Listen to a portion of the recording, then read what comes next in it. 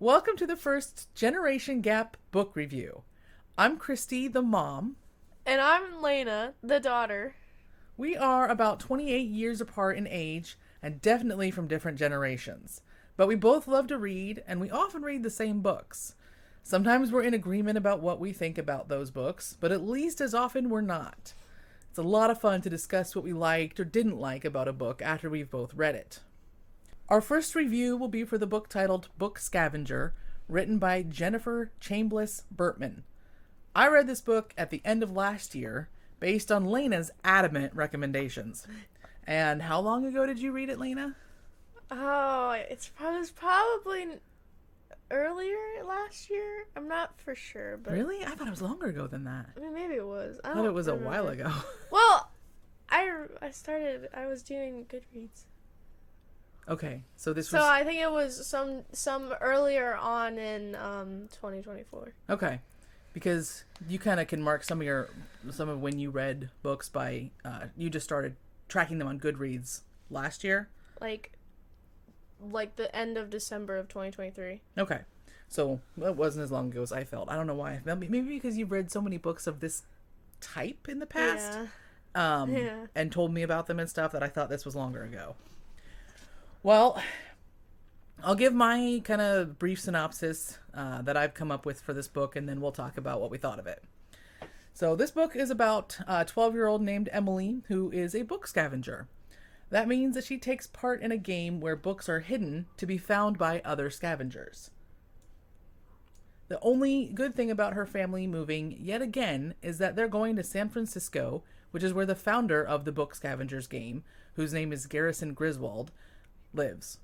But when Emily's family gets to San Francisco, she learns that Griswold has been attacked and is in the hospital. Emily and her new friend James find a book hidden near the location of Griswold's attack and suspect that it was hidden on purpose as part of Griswold's next big game. But will this discovery make them the next target of Griswold's attackers? Dun dun dun!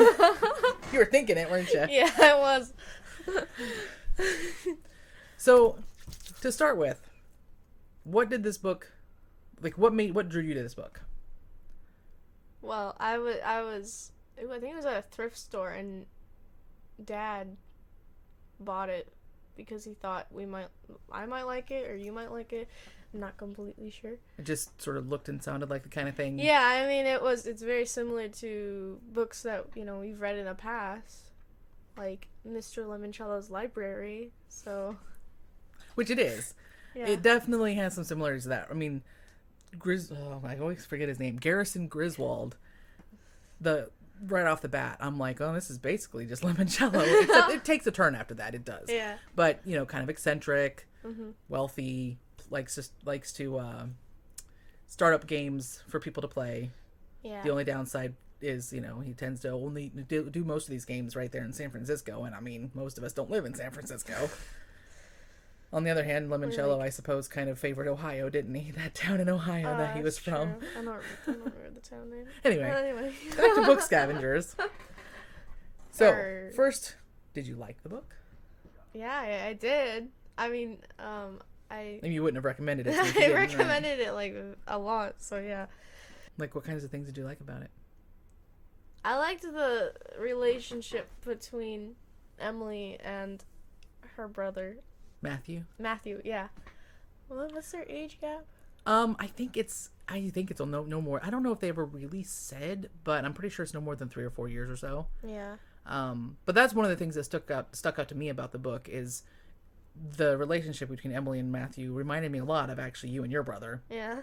Even though your age gap is 8 years. Yeah, that's a bit different. But one of the things that I remember a lot thinking while I'm reading this book was that at least during the time when Matthew was a little younger and him and Emily would spend a lot of time doing book scavenging, reminded me of you and Brendan going geocaching. And actually, that's the book scavenging game really is a lot like geocaching. Yeah. Except I would say it's not as realistic because hiding books, people could just find them randomly. They're not as easy to hide. They could get wet and rained on. But it turns out that there's actually something out there that's really similar to this. So apparently it's not that unrealistic. I mean, there's a website so you can do book scavenging, but Apparently it hasn't been going on since like 2022. Well, I think maybe because of this book, something like they did like a temporary game like this, but there's something else. I can't remember what it's called now. I'd have to look it up again, but something else that is basically meant to be leaving books for other people and getting their books, but it looks like it's the kind of thing that takes place in bigger cities, and we're not exactly in a big city, so. Not exactly. So, what did you think of Steve? Steve's great. He's such a funny dude, you know? So, we're gonna, of course, try to avoid any kind of spoilers in these reviews, but this isn't really a spoiler because it comes up pretty early in the book. Yeah. Steve is, James is, to remind you, James is Emily's new friend. He actually lives upstairs from Emily. Yeah. Steve is his cowlick. He named his cowlick Steve. And it really is kind of a character in itself. Yeah. And it's part of what makes the book hilarious. So that's where I'm going to go next is the book. I had literal laugh out loud moments.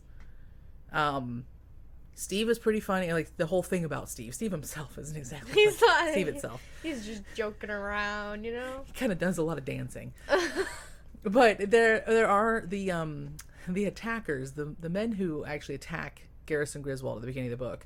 And they actually have their own POV moments, meaning there's some like sections of the book that are from their perspective, and they're funny. Like one of them is kind of the leader of the two, and the other one I guess he sees as kind of an idiot, and they're like Abbott and Costello. There's actually like an Abbott and Costello like routine like bit back and forth between them. It was hilarious to me. So before we move on to like dislikes and then the end of the review, is there anything else you want to say about what you liked about it or what you remember about it? Well, I mean, like the growing friendship with James and Emily was pretty entertaining in its own little way. Like, they just, they learned more about each other as the book goes on. So seemed like a fairly realistic progression of friendship. Yeah. And, like, they weren't, like, perfect, so... They weren't perfect friends? No, yeah, that's what I mean.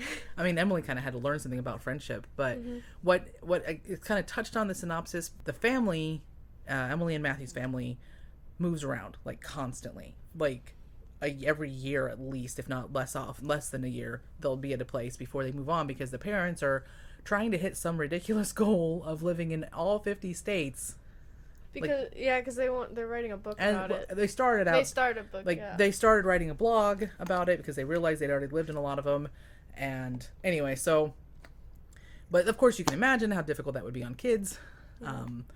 So Emily really doesn't have a lot of experience being a friend or having a friend. So that's something that is a good theme throughout the book. That and I know we already mentioned Emily and Matthew early on, but I really liked not just the way they had used to go book scavenging together and how that reminded me of my own kids, but I really in general liked their relationship, and when things really mattered, how Matthew stepped up. I like that.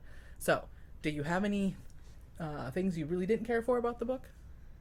Oh, I don't know if I can remember, because apparently if I did, they didn't stick out enough to be like if that makes sense. Yeah, it makes sense. I mean, what out of 5 stars, how much would you give the book? Probably 5, yeah. I mean, if you're giving a book 5 out of 5 stars, you're not necessarily going to come up with much you didn't like. Yeah. I gave the book 5 stars too.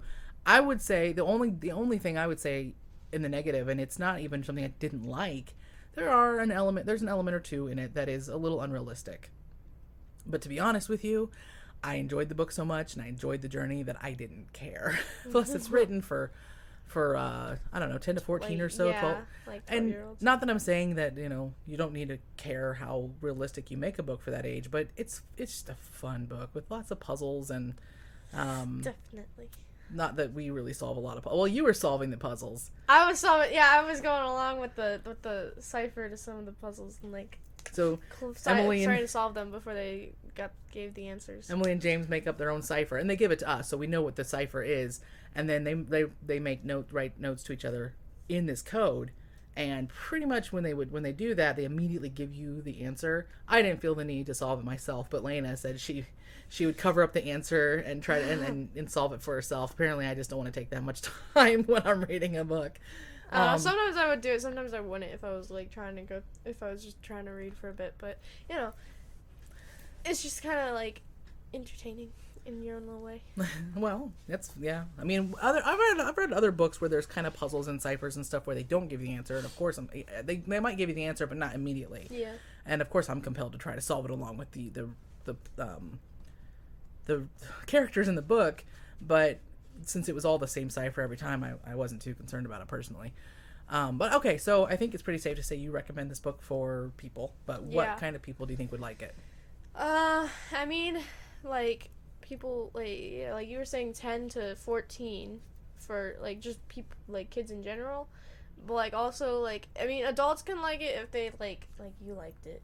But, like, adults who like puzzles and or like escape rooms or like that sort of thing, I feel like would enjoy this book or something like if they like things like it.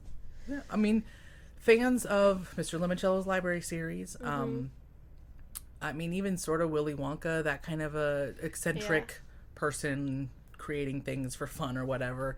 But really, I would say, I mean, I know I read more of this kind of age group than a lot of adults I know, but adults who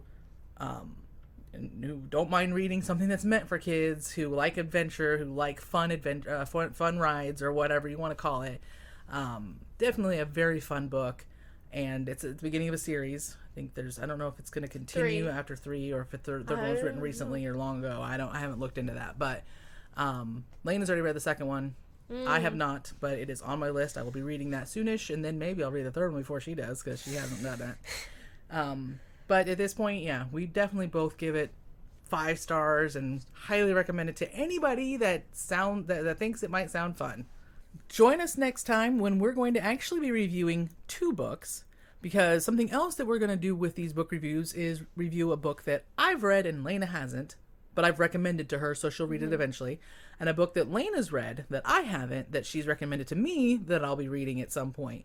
In the future, we may also review books that the other one doesn't necessarily plan to read, but we're going to do our best to keep it to books that eventually the other one will read, so then we can discuss.